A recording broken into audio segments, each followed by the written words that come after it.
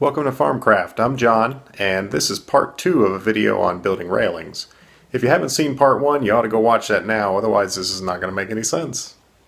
We were just getting started on filling in the pickets. Put the picket in, I've got the spacer block there on the left. And to the next one, I just work my way, and I'm only attaching the bottoms at this point. You see I'm pre-drilling each hole.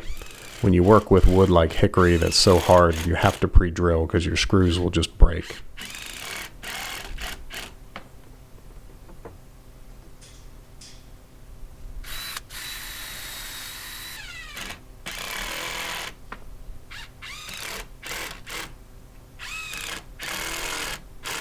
Just using the same spacer block all the way down. And now I'm attaching the tops using that same block.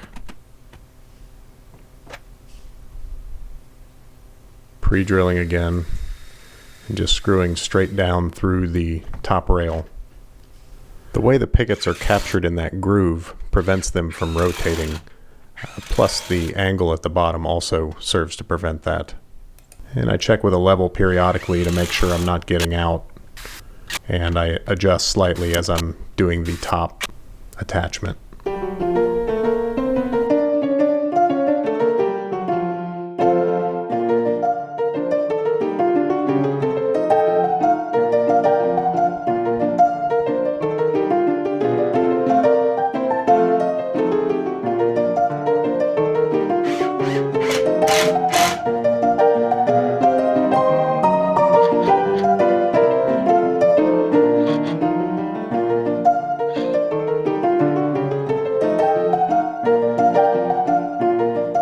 You can see I use trim screws on this, and I will fill all those holes with window glazing. Also, a fair amount of caulking needs to be done on the other joints. I will also use a little wood putty on the imperfections in the wood.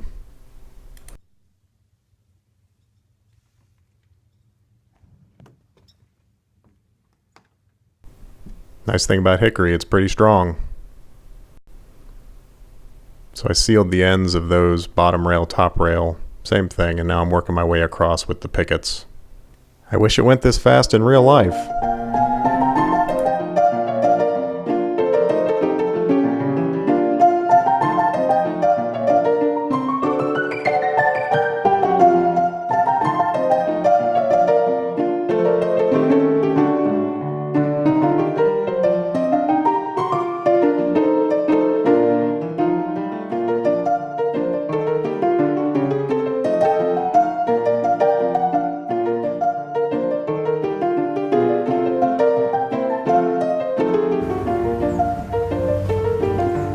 Got these all done, but this side is going to give me a challenge. You can see my railing is running right into this window, and rather than cut away the window to make room for the railing, I decided I'm going to fit the railing to the window. So let me put you down here. The sill actually has a bevel on it, so it is rising. You can see that. So I need to make an angle on the bottom of the board there, and then I also need to scribe it to this molding in the right place. So a couple things I'm going to do. First, I've got this angle tool I set so that it's flush with this and then horizontal with that.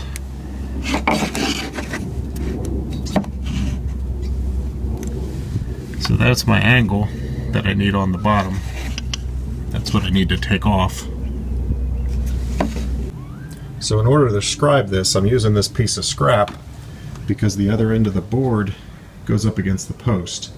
I can't take the actual board, cut it, lay it in here, and then scribe it because then it'll be too short. So I'm going to use this, make this one right, make it as a pattern.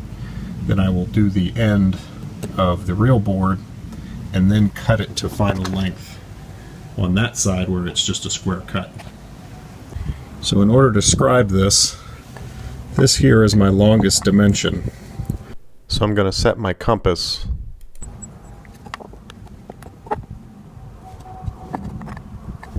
to that dimension.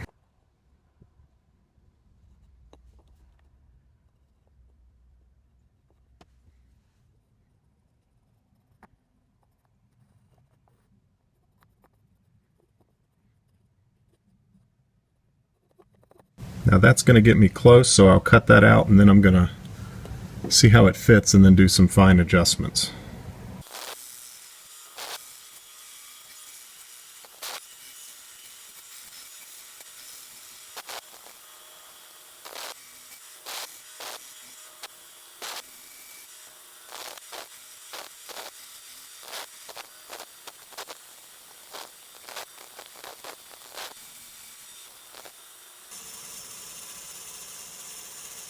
So transferring this angle to this board has been kind of a challenge. I need the angle right there, but there's no good way to hold it and have that line up so that you can draw the line. You can kind of do it here, but because of the round over, it just seems difficult to get precise. It wants to wobble. So what I've realized is if I set the board at an angle, so now the board is at that angle, now I can just scribe a straight line right along the table. And that gives me my angle.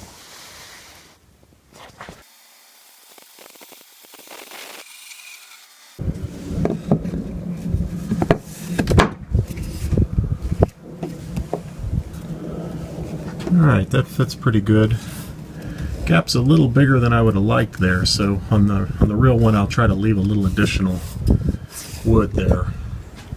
But that's a joint we're going to caulk anyway, so that'll be fine.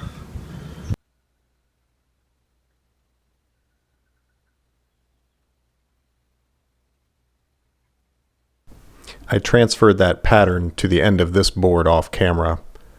I had to cut it out with a jigsaw because the board is so big and heavy you couldn't cut on the bandsaw like I did the small piece.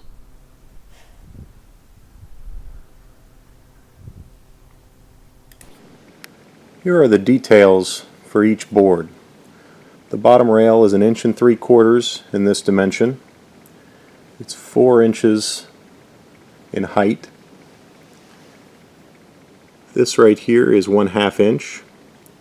And that is a 3/16 bead on there, and the thickness of that little section there is 5/16, and again that's a 14-degree angle coming down. My pickets are 27 1/4 inches long to the long point, but that's going to vary a little bit depending on what your final rail height is and what your building codes are in your area.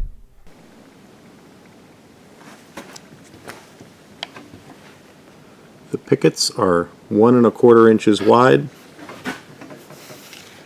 by 7/8. They're not square. The top rail is 3 inches wide by 1 inch thick. It has a groove in it to fit the picket. The picket, that's 1 1/4 inches. That groove is 1/4 inch deep. In that dimension. This is a 3/8 radius cove, and that's 3/8 right there dimension. And then the handrail is 5 inches in total width, 1 1/4 inches thick, and it has 3/8 radius roundovers on all 4 corners. I hope you liked the video and I hope you learned something. If you think I've earned it, consider supporting me on my Patreon account. Link is below. Thanks for watching.